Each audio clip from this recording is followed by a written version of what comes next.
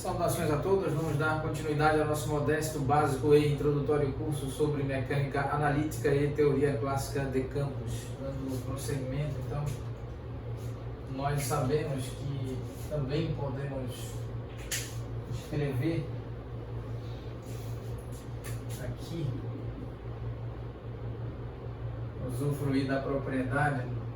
na qual nós podemos inverter a ordem de aplicação dos operadores diferenciais parciais e preservar o resultado.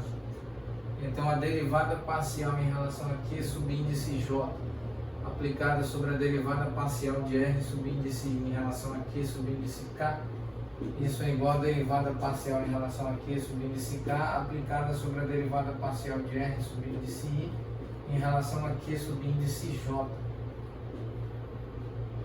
Muito bem, podemos escrever dessa forma. O resultado dessa operação é invariante sob troca na ordem de aplicação dos operadores diferenciais parciais, de modo que nós podemos assim escrever aqui a derivada total em relação ao tempo aplicada sobre a derivada parcial de R subíndice em relação a Q subíndice K, como somatório no subíndice J, variando de 1 até N minúsculo, derivada parcial em relação a Q subíndice K, abre parênteses,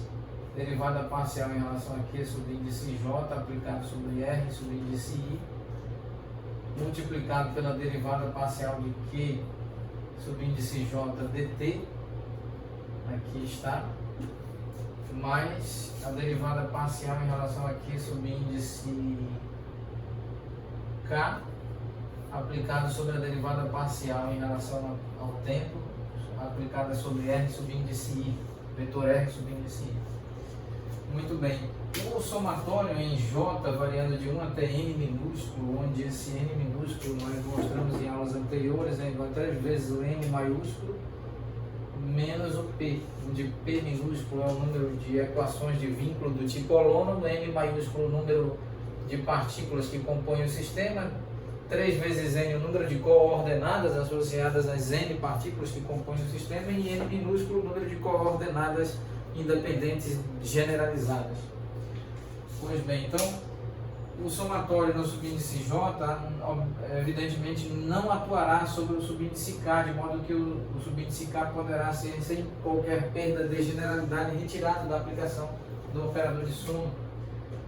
Então aqui nós temos derivada total em relação ao tempo aplicada sobre a derivada de R subíndice I em relação a Q subíndice K. Então nós temos derivada parcial em relação a Q subíndice K, aqui somatório no subíndice J variando de 1 até N minúsculo, e aqui derivada parcial de R subíndice I